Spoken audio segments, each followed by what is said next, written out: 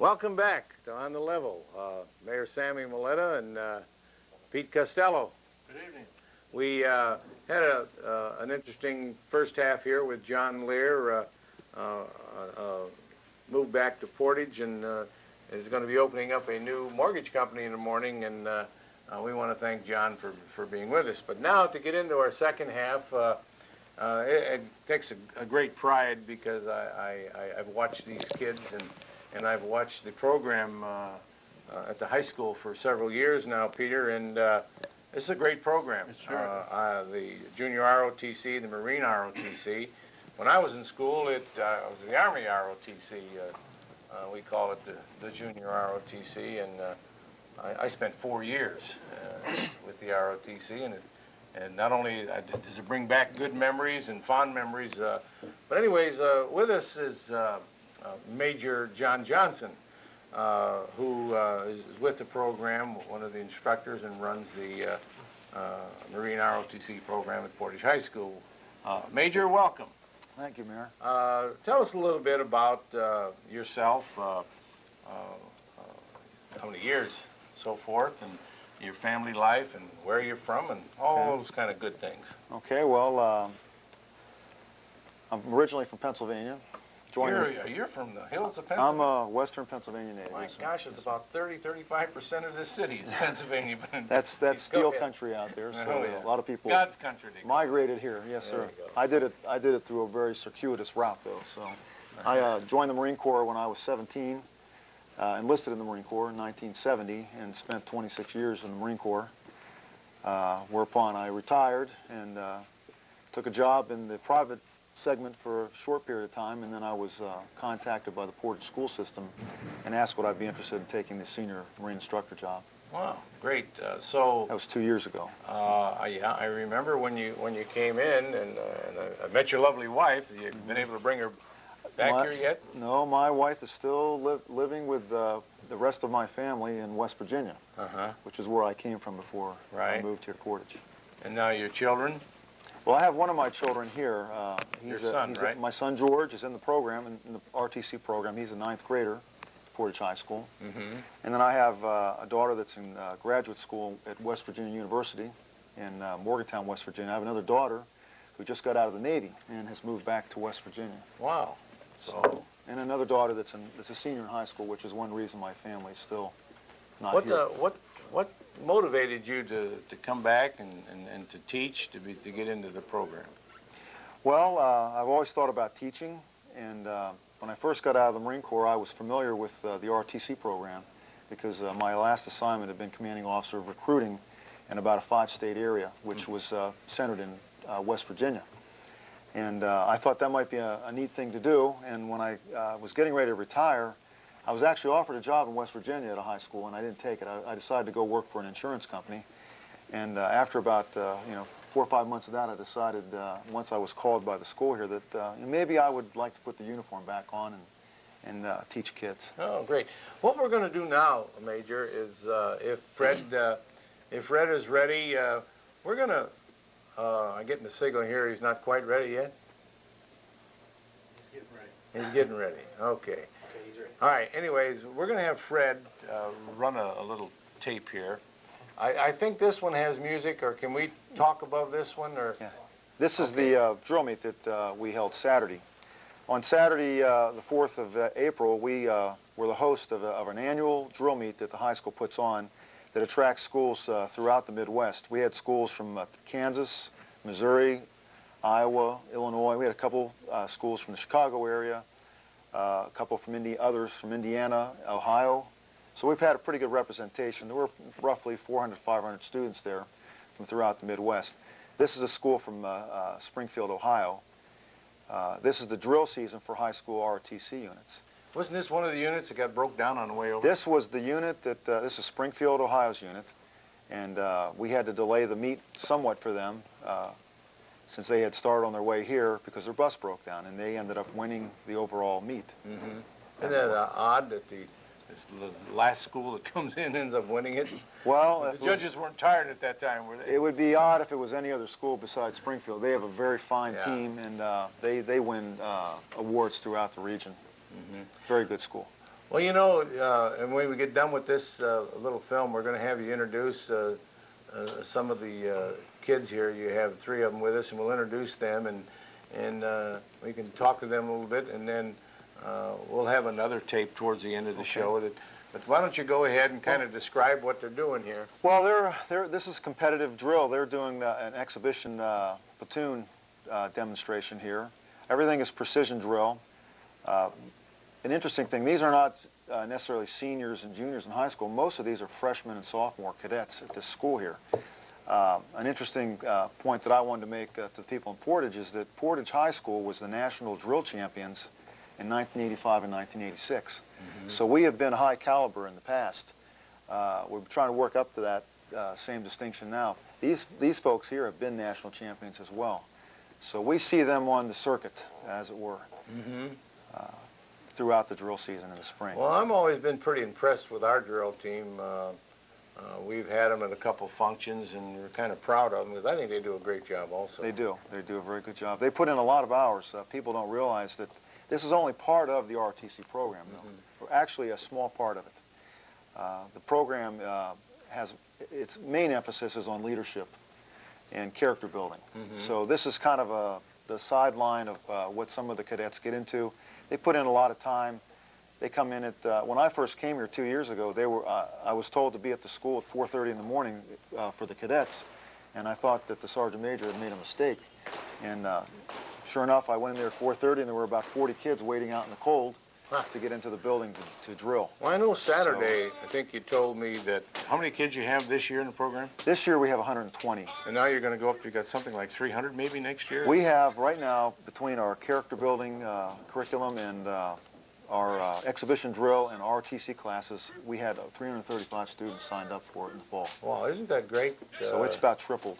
How are you going to finance this? Tell us a little bit. Well, the Marine Corps finances most of the program. They pay part of our salaries. The school district pays the remainder of that. The Marine Corps provides all of the uniforms. It provides all the machines and things we use in our offices, the telephones and all those kind of things. It's not, for what the school gets out of the program, it's a very good deal. Now, you also have a booster club. And I know that one of the students here, or maybe all their parents, are involved in that booster club. And Saturday, I watched them with selling the coffee and the hot dogs and the rolls, and they work very hard for this program also, because I think don't they subsidize a little bit to help out? They try to raise money like any booster club does, and yes, they do. They buy things for the program as required. We're going to Washington, D.C. at the end of the month. And with that, they're going to provide us some additional funding for the kids when we go for a week.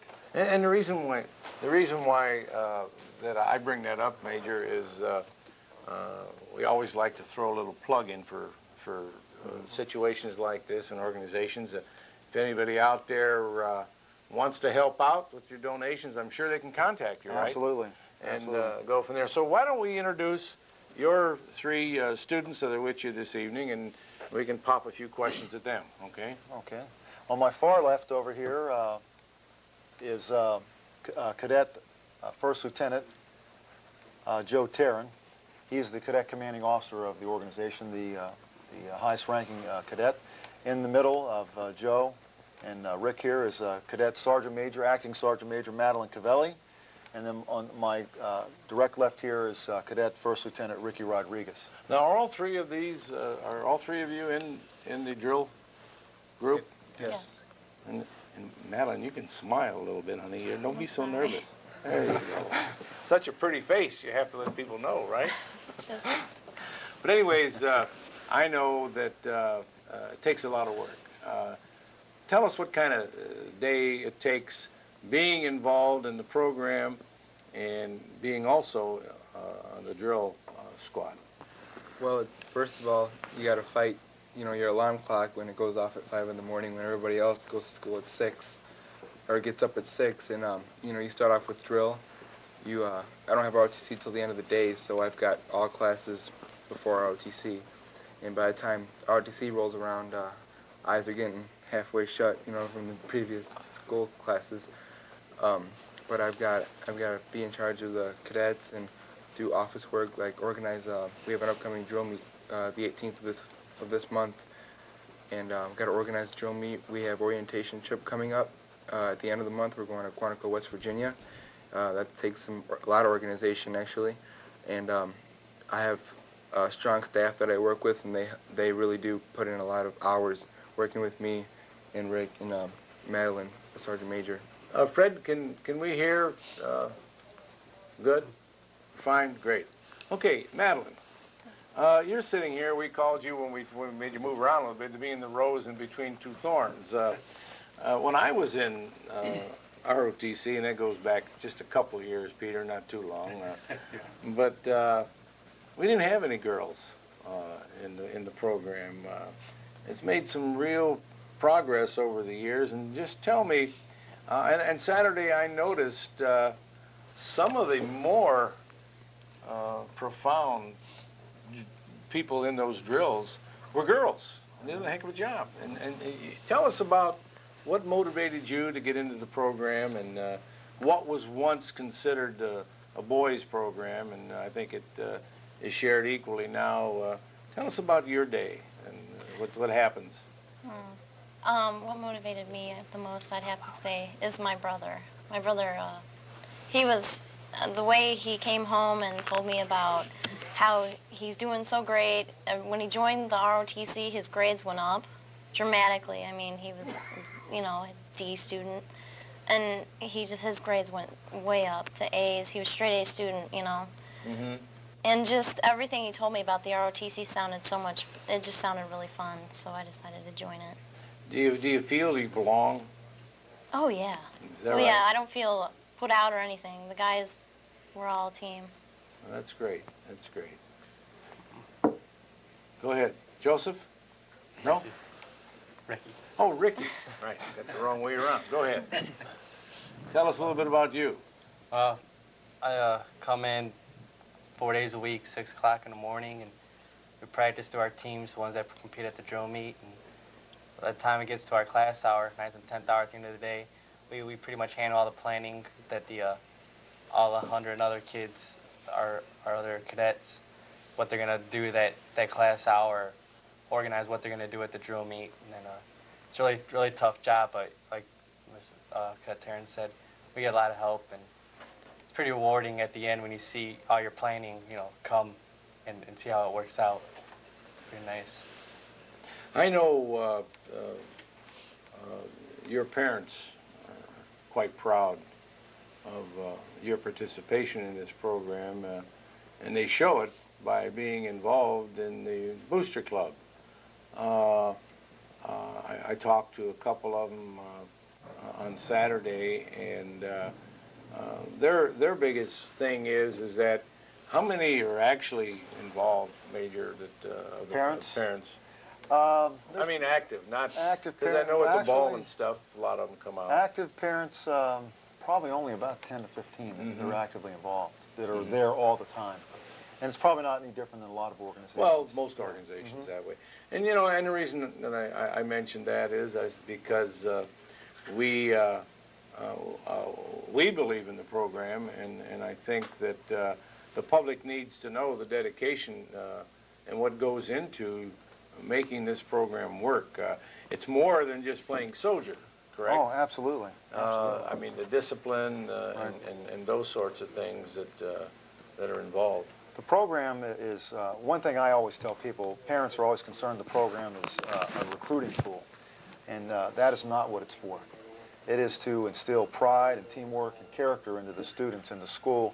And what I tell them most of all, what we're teaching over there is to build successful habits so that post-high school they can achieve in college or in the regular work world out here, or if they decide to go in the military, they've got a heads up. And I know that Madeline hit it on the nose when she talked about what it does for you academically. I mean, I think it kind of instills not only academics to make you to achieve more, but also the hygiene and that sort of thing. I think is all kind of inbred into the program. Exactly. And it's just around. What we're going to do now is to see if Fred is ready to do another tape that you brought with us, and I think this one here has its own sound. This one has its own sound. This tape is a tape that we use for recruiting purposes at the middle schools. This was made by the students for the 8th grade students coming into... Now these are Portage kids? These are all Portage kids. Okay. This is the Wizard of Oz parade. Over in Chesterton? Over in Chesterton. And the students that are in the uniforms are the upperclassmen, and the students that are in the sweatshirts are brand new freshmen that joined last year. Mm-hmm. So we had not given them uniforms yet. It takes a little while to give 100 kids uniforms and fit them and all that. Sure, sure. So this is the first parade. A lot of these Is that kids you are there? in. Just... That was me, right. Okay. Now what does the shirt say? Which, oh, it says Portage High School Marine Corps Junior ROTC. Okay. This tape itself was put together by the students. Okay. Now this is a practice session here. During the 10th hour of the day at school, we have an exhibition drill class. And this is in addition to a normal ROTC class. Okay. Now, when you outfit the whole unit, what do you anticipate that cost might be to the school or to the government? It costs the school nothing, and because the Marine Corps provides all the uniforms. Mm-hmm. It provides for alterations of the uniforms and also provides for the cleaning of the uniforms. So there's no out-of-pocket cost for the student at all. Okay. For the Marine Corps, it's hard to say. They don't charge us for them, so I know that the dress blues the kids are wearing cost several $100s a piece. Mm-hmm. So if you add that up and multiply it, it's quite an expense. Well, I know back in the old program when I was in it, we had to turn those uniforms back in when we were done. The same process now? We still gather them up. Okay, and then they have to re-alter. Somebody else, these kids are probably wearing uniforms that have been worn by other cadets in the past. Well, I know my son was one of them because he was in the first class. So when the program was started at Portage High School, and as I look here at this tape, it brings back memories. Now, what is your requirement? Is it so many days a week they have to wear the uniform, or how does that work?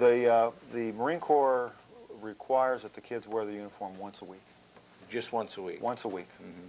And what we do, I might add, this is probably the hardest part for the kids to adapt to, is wearing that uniform because of peer pressure in the school and other kids maybe saying something to them. And so what we do often is we will have what's called a dress-up day. And so they'll wear suits and ties and dresses, and the whole purpose of wearing the uniform is to learn to conform to some type of a dress code in order for them to be able to go and interview for a job. Well, I can remember, and I keep referring back to our days, they called us ROTC, and they had all kinds of names for us, but yet we really were respected because we performed in a lot of functions. We did the color guard, and I know that you do that. And we marched in parades, and Gary, in those days when we had it, there were about 5 or 6 schools that had the program, and competition was pretty stiff, and we worked at it. One of the things, Major, that you better remember probably that the Marine Corps tries to teach you a lot of discipline. There's all kinds of discipline that they teach you.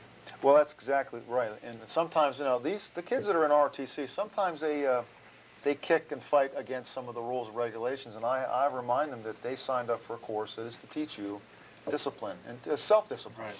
And the whole purpose of it is so that you can be successful. When I was in boot camp down at Paris Island, I thought that was something that you didn't do, and I learned real fast. Were you a jarhead too? Yeah. Huh? Is that right? Notice how I said that, Madeline? I see you're there snickering. You've been called that, right? A few times in my life. You probably put it right, huh? I take it as a compliment. I ended up at Paris Island as a DI. Is that right? So Wow. That's been a lot of years ago. And Dennis, you're out there laughing. You weren't one, were you? No? But I know that I used to sing that song, the Marine anthem, all the time, because I always wanted to be a Marine, but never fortunate, so I ended up being in the Army. But getting back to the students here, your basic, as you watch a production that you guys did yourself, what's going through your mind? You kind of feel good about it, that, hey, this is something we're part of? Yeah, we look at this, and as you watch our teams performing, it's all taught by the students. The major here and the sergeant major, they don't really get involved in the teaching of the drill. We teach the drill, where we command our teams. We organize the drill meets, and this picnic on the TV here is a fun event we had just to get together outside of school and have some fun. And yeah, the sergeant major and the major, they're kind of like our advisors, and they're really hands-off, let us handle our own problems and stuff like that. So it does teach leadership and responsibility like that.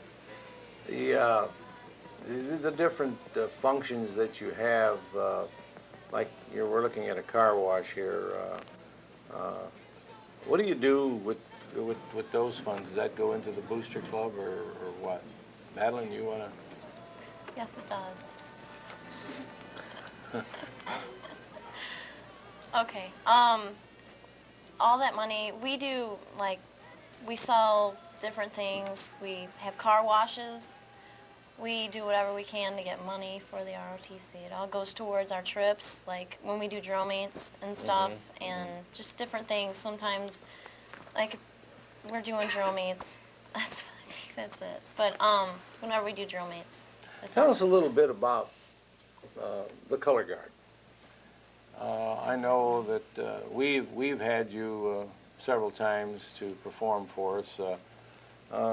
What's involved for the precision and the protocol with color guard? The honor guard. Color guard, honor guard? Yeah. Well, what we do in the beginning of the year, we establish a exhibition team that does the spinning of the rifles, and aside from that, we take out 6 of the best, and they are trained. This year, they were trained by Cadet Rodriguez. But we train them to do that certain sequence, and that's the same sequence all year. So, you know, as the year progresses, we get better and better at it, and we go. We did the mayoral ball, your mayoral ball. We did a exhibition there. We've done it at several other places for different organizations around Portage and around the local towns. So we've gotten pretty active with the honor guard and the color guard. So next year we hope to do the same like we did this year. One of the things that I can accredit being part of the junior ROTC was what it did for me when I got out of school and I went into the reserves and then was drafted into the Army. I was so far ahead as far as cleaning rifles, stripping a rifle, inspections and drilling, and a lot of the book work, classroom work that I didn't have to take basic training. And the guys used to think, everybody had to take basic training, and I didn't have to do that because I was so far ahead. And it really helped me, and I hope that if ever you go into the active service, that it's going to be beneficial for you folks also. We really appreciate the time and effort, the dedication, and as Peter said, Mr. Costello here, that the discipline, if nothing else, is going to help you, at least in my estimation, in future years. The program is a good one. A lot of people have their niche playing basketball or football or in dramatics and all those sort of things, and I like to think you folks as being an integral part of the curriculum at the school. Are you involved in any other? Why don't you tell us a little bit some of those? Right now, I'm currently in track. I'm in the Honor Society. I've done basketball and football in the past. So, yeah, I'm really, besides ROTC, I'm really involved in school, and it doesn't really interfere. In ROTC, we encourage cadets to get involved in many other school things. Helps create more friends and make school go by a little easier. Okay. Madeline? I'm not in anything else but ROTC. Is that right? Yeah, I'm very dedicated. Okay, one thing I forgot to ask, what are your grades? I mean, what level, sophomores, juniors, senior? Juniors, we're all You're a juniors. senior? We're all juniors. Juniors. Oh, you're all juniors. Oh, okay, so you all got one more year to go. And you became commanding officer as a junior? Yes, I did. There's the executive officer and myself. It's pretty rare when you find 2 juniors as the commanding officers in the Sure. Usually, program. usually those are seniors. There are seniors in the program, so Is that right? they are the Well, commanding that means officers of it's seniors. And what other It's unique. activities you have? Right now, I just started track, and last year I did diving for the high school diving team, and that's about it. I work, so I do a lot of things for ROTC and like extracurricular activities. Well, that's great. So in other words, it's not just you live and die for one thing. You are pretty well involved in other programs.